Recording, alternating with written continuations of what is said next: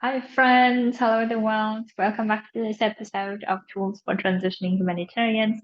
I'm your host, Salud Monova, with the topic of job application. And I feel like it's going to be several episodes with the same title, only with specific focus. So that's why stay tuned for other possible episodes to come.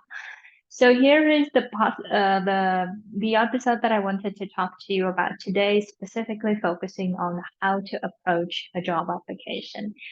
And I have been coaching several of my clients on this, and I feel like this is something that keeps coming up all of the time. And I think we're not realizing how much of the energy and resources that we have within us to save it and use it in the direction that we actually want to.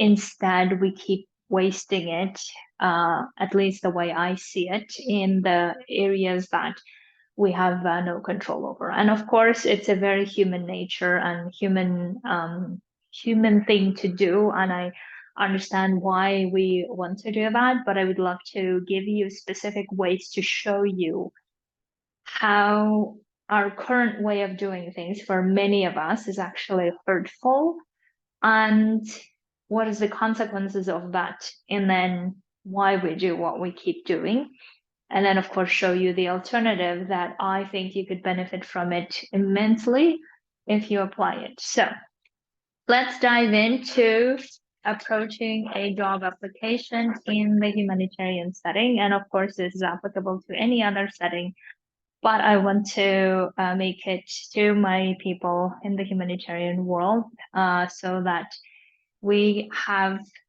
like, we realize what are the things that we're doing that we don't necessarily need to do it, and instead focus on something that we actually want to do it, which is getting our next job that we want to, right?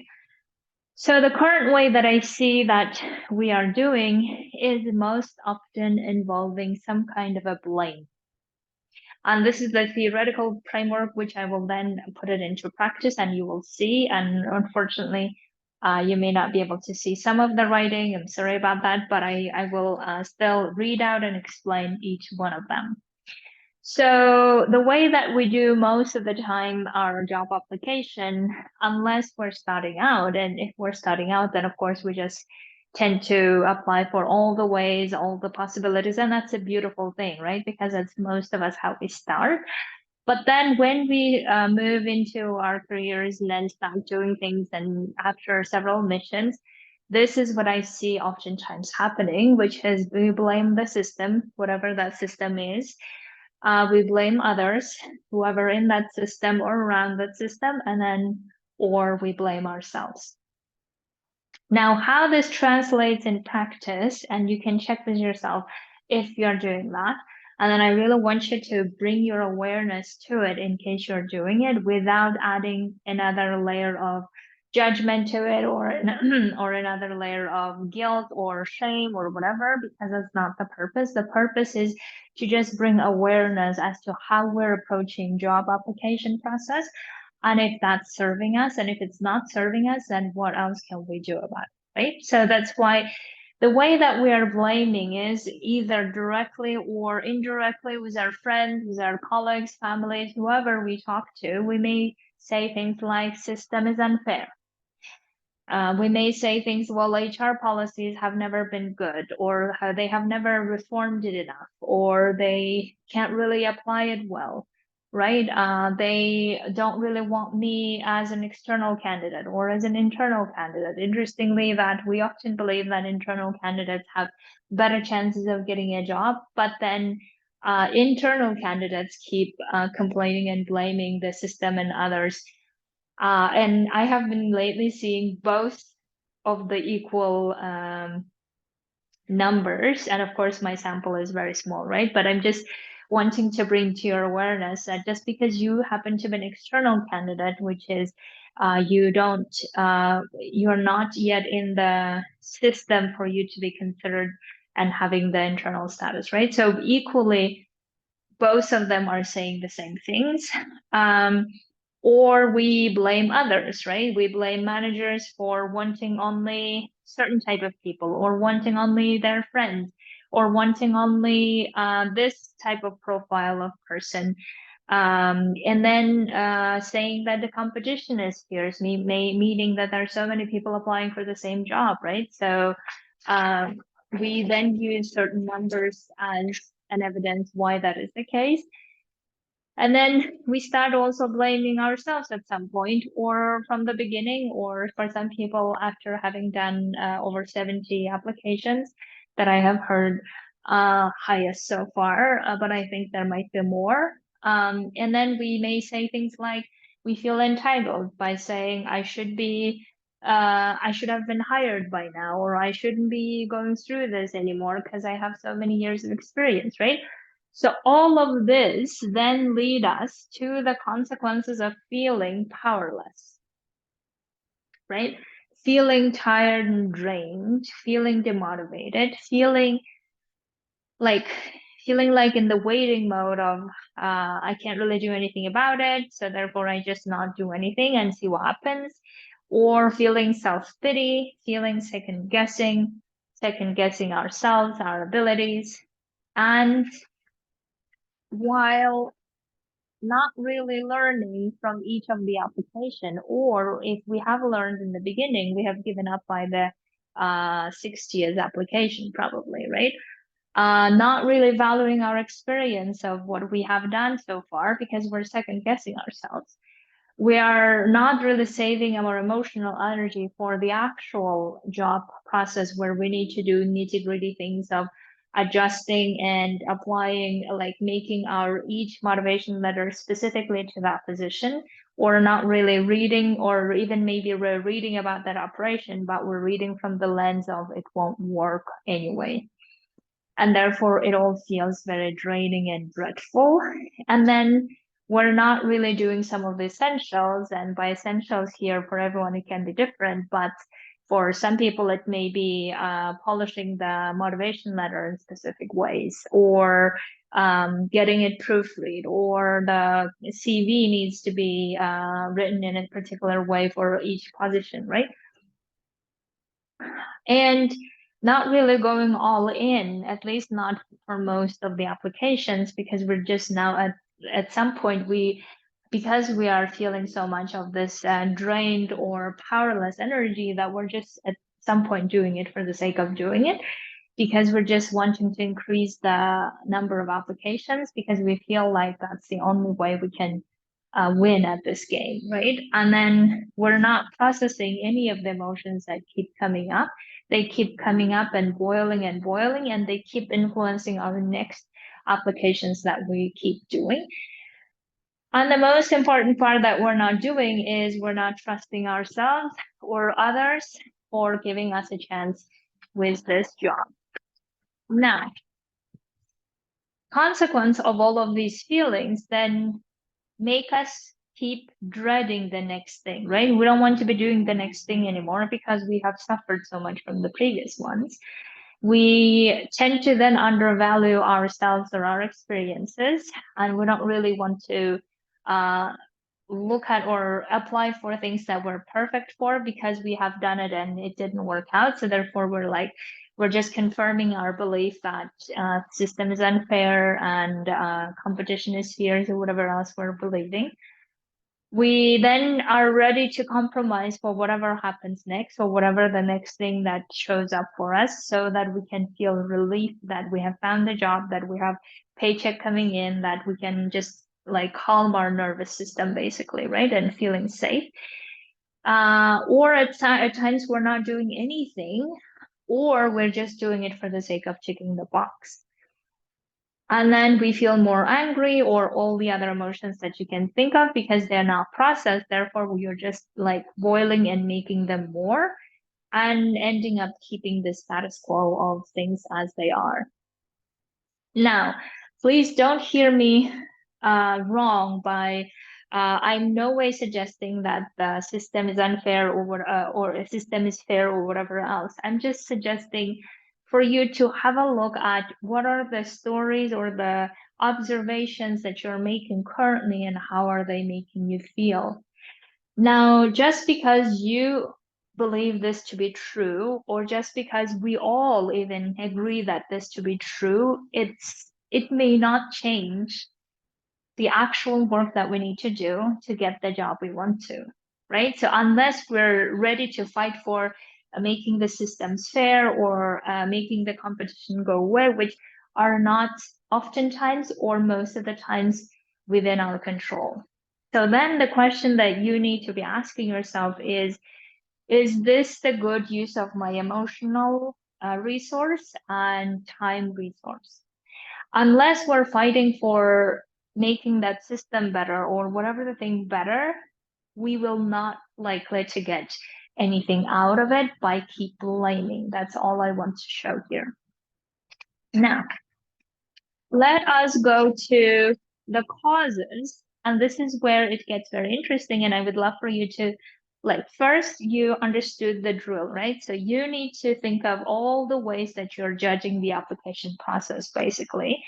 How are the way you're judging them, right? So all of these are judgments. And then once you realize what are the ways you're judging them, get curious as to how those judgments make you feel. And then what are the consequences of you feeling that way, right? Once you realize what are the consequences of it, then you decide what to do with it. But here's the interesting part that I want you to think about. For the sake of understanding, excuse me, why do you keep blaming others in system or yourself? What is the purpose of doing it, right? So get curious as to why that is. There might be a purpose behind it, and we just want to get very curious about it. This is what I have seen over and over, the reason why we do that, why we um, blame others or blame ourselves or blame the system, whatever else, because we don't trust them, we don't trust ourselves, or we don't trust the process. And therefore, we keep wanting things to be different than they are. Now, knowing what our limits are, knowing what we can and cannot control is so important so that we only take responsibility for the things that we can control and decide what to do about it. Therefore, it's important for us to understand that even if we don't trust them, what are we going to do about it? There is always an option not to apply for that environment or in that environment. Is that the option you want to take? Right? That's always an option. But many of us believe that that's not an option because we believe that we can't really do anything else outside of this humanitarian context. But then we have also many examples of humanitarians who show that that's not the case. So that's why it depends on how you treat it, right? Now, you can also get curious if you don't trust yourself that you are good at this or that you can do this or that you're qualified and all of this, then you can also get curious as to why you don't trust yourself that you are good at this job or you would be perfect for this job or whatever it is. This may invite you to learn a bit about yourself in terms of maybe there are things that you want to improve, or maybe there are things that you want to actually learn how to value your own contribution, your own achievements of what you have done, right? So it could be one or the other, and you can start getting curious and then decide again what to do with it. The third one is the process. The process is as it is. Now, what are we going to do about it?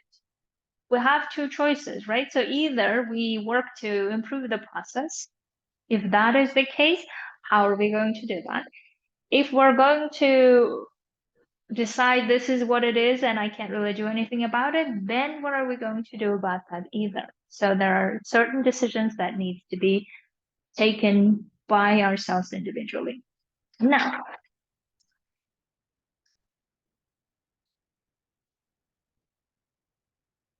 all of this comes down to two decisions.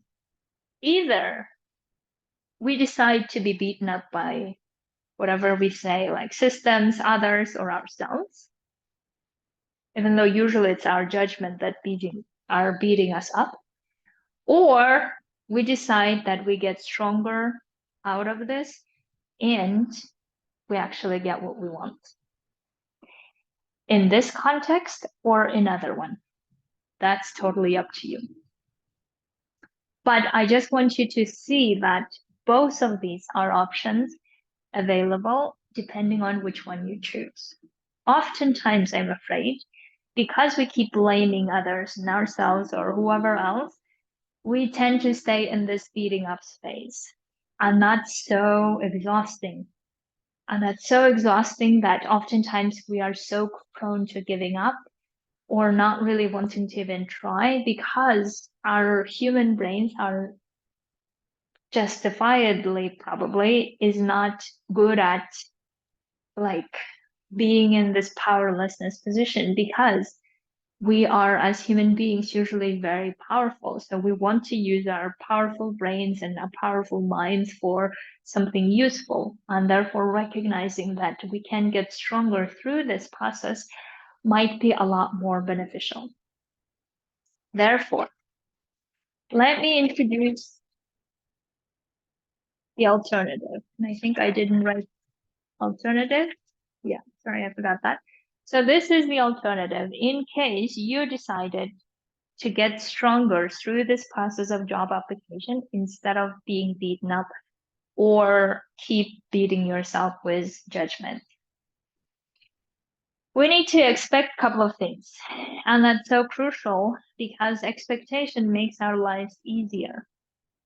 If we expect the things to be realistic, and interestingly, that oftentimes we are so worried about how everything needs to be realistic. But when it comes to job application, I think oftentimes we don't have these expectations. And I don't know why, but that's up to you to decide why that is. But what is important is that we need to expect things to be unfair, or it might be unfair, right? Depending on what your measurement of fairness is. But it's very subjective. But even if, let's say, there is a systematic way of measuring it, and I think there are, and I'm not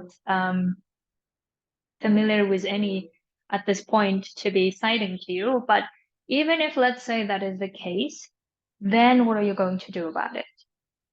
Right? What is your decision knowing that this might be unfair? Instead of keep feeling like it is unfair, decide what are you going to do about it? What can you do about it? Or do you want to do something about it? Right? The other thing is competitive. It's not that if it will be competitive all the time.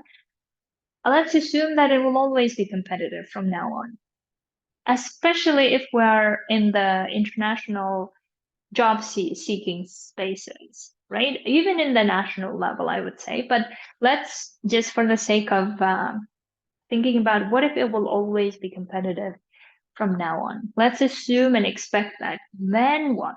What are we going to do then? Right? If we keep thinking about others and how competitive they are, then probably it's an invitation for ourselves to beat ourselves up or just feel like they're better than us and all the comparison and what is it called? Like draining our energy because we can't really control other people or how they show up and how they participate in this competition. Therefore, I choose to focus so much on what I can do and how I'm going to do it instead of focusing on others because I find there is not much point in doing that. The only thing that might be a point is if we learn from others, and that's amazing. If we're not learning anything, then there's no point in concentrating on competition around us, I think. Then self-pity, blame, disappointment, all of these emotions are very likely to come and come at any point, even if we decided that we're not going to think about those system unfairness or competition, whatever else that we decided that we will not be doing anymore to not drain our energy. Even in those cases, there might always be self-pity lurking around or blame coming up or disappointment. The question is not if they will come up. The question is when they come up, what are we going to do about it? That's where processing emotions becomes such an important skill that we all need to learn. And that's what I'm going to teach you in the group and individual sessions. So if you want to be part of it, absolutely you should come join us. Then once we expect these things, We need to start focusing on the actual things that matter on the outcome of the job application process. And that actual things are building our trust that we can do that thing, that work, that we can be the candidate for that job. And here are the reasons why. Or if we need to improve things, that we need to go and improve those things. Learning then how to show what we are capable of, right? This is where we need to be articulating well in the job interviews or in a written test, whatever it is, or in networking, showing or telling more of what we can do and why we want to be doing that. Those are the things that we can practice and do more of. And then committing to what we want to get out of this instead of letting our brains distract us with all the other ways of how unfair or how things are not the way they should be, because our brains will always want to invite us to distract us from doing the actual thing. And our job is to commit to what we want to get out of it, how we want to do that, and then focusing on that. And another important part that I really want to focus here is that when we are committing to getting only the thing that we want to, then it becomes such an interesting question. Who do we want to become in that process to get the thing we want to? Or who do we need to be in order to get that thing that we want to? And what are the things that we need to focus on, and only focusing on those things? And that's commitment. Because oftentimes what we end up doing is, because we are so distracted on all of our judgments, is that we then have no energy or little energy left for actually focusing on committing ourselves to getting only the things that we want to get out of it. The other thing that we should be really focusing on is measuring and learning from it. And the way that we do that is, or one of the ways at least I'm presenting, right, is to get very specific after each application that didn't go the way we wanted to, get very specific as to why that could have been the case. Now, oftentimes, excuse me, people tell me, well, because employer does not really say why, even though I have heard my colleague, my client recently, who was saying that he did actually receive a very nice explanation from NRC, I think, where they explained why he didn't get the job. And he was very happy about that explanation. And he was so also vamped up his respect for NRC for doing that. And of course, this is one example that I know, right? But there might be many other examples of where the employer actually tells us why we didn't get the job. And then we can, of course, learn from that. But most importantly, I would love for you to measure in terms of what do you think was the problem from your point of view, and where you can start learning from it. Even if not for that employer, do it for yourself, because it will always be useful, right? So that's why I would take one thing from each application that I do, for instance, and learn from it. And by the time I get to the 70th, for instance, then I will have improved a lot more, to a point where maybe I don't even need that job anymore, because I now feel like I'm so good at getting something else. So experiment with it. Then the next thing we need to do is do the next one better after having learned from the previous one, at least 1%. Like some of the coaches were talking about, let's get improvements at least 1%. Of course, this is an arbitrary number, right? And it's a subjective evaluation, but still think about for yourself, okay, if I can apply for this one and I didn't get the job that I wanted to, how can I learn my lesson from it so that it was worth me spending that time and doing all of these things anyway, right? Instead of keep telling my brain, oh, it didn't work again, you see this is, and you see that is, and our brains may go to that place eventually or at some point, and it's okay. But it's just important that even if we go there, we then decide, okay, why I'm saying this or doing this. What do I want to get out of this? Or how do I want to process these emotions so I can get back to learning and making it more like a learning experience. And then one of the things that I always highlight is learn to trust at least one person in the process. So let's say that you're learning to trust yourself, that you can do this work, that you're good at it, or you're learning to be good at it, and you can do all the things as you want to. At the same time, practice at least thinking one person from the other side, from the employer side, could be a fair-minded person or could be looking for the things that you're talking about. So learn to trust that person at least. Because the way that I think about for myself is I have been in interview panels where there were also interview panels. Maybe I didn't feel like it was super fair, according to my opinion, obviously, right? But there were also panels where I have been part of, where I was a panel member interviewing the candidate as one of the panel members. I really felt like it was a very well done, fair process that we took the candidates through. Again, according to my opinion, right? So that's why when I was applying for the next job, I was always thinking about there will always be people like these in this panel that I have been part of, and therefore, I'm going to focus on those or trust that there will always be someone who will be wanting to hear about my experience or wanting to hire me because I'm good at this and this and this. And the reason why it's important is because when we feel like there is no one to trust in the on the other side and everyone is going to be rigged or whatever else, then our energy saving brain do not want to put the effort and nitty gritty work to actually do the thing. Because we're saying basically, if we're thinking that we cannot really trust anyone or the system, that our brain is saying, what's the point of doing it, right? And that's a rightly like way of saving energy. What's the point of doing it if we believe that we're not going to get anything anyway? Then the question is either we learn to trust one person in that system or in that organization where we're going for, and if not, then is this really how we want to be continuing, right? Then it's a question that everyone needs to answer for themselves. Absolutely important to process any emotions that keep coming up along the way because there will be a lot of them.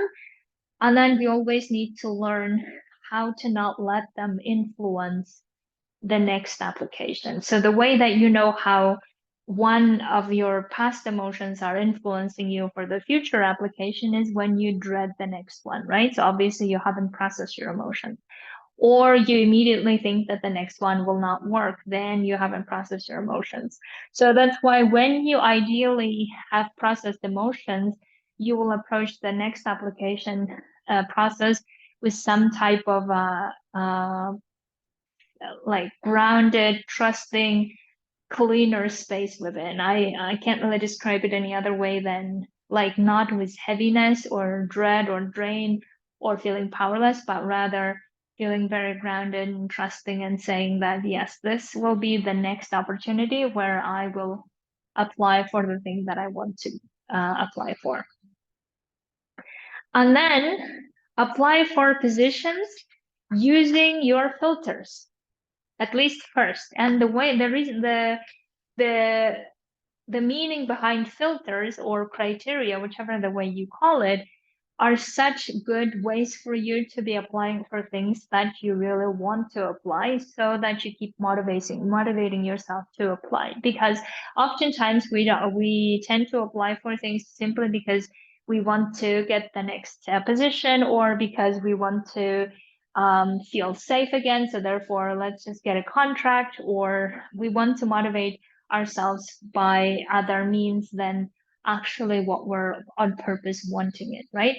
Now, I'm not saying that you shouldn't be wanting career or money or contract. It's just that be sure that and intentional that that's exactly what you're wanting and that's the reason why you're applying for it. Otherwise, if you just apply because you feel like restless or you feel like you need to get some type of safety, then this may not motivate you in the long run. That's why it's so key, in my opinion, again, to have criteria or filter of some sort where you say that this is the job I applied because of these reasons and I like my reasons and therefore I will always be applying for that at least first before anything else. Ideally, I would I would suggest that put all of your attention and energy on those jobs that really meet your criteria, at least most of it, right? Or at least the ones that are essential, and focusing on those, and then how to get them as fast or as smoothly as possible, because you really believe that you could be a great candidate, you could do that job well, or you could be doing the job that you really love while having your other needs met as well. So, my dears, I think I have finished my um, presentation on how to approach a job application. And of course, if you would like to get coached on this or any of the topics that you have heard today, I would highly, highly encourage you to come coach with me, either individually or in a group setting. So looking forward to talking to you. Until then, have an amazing week. Bye.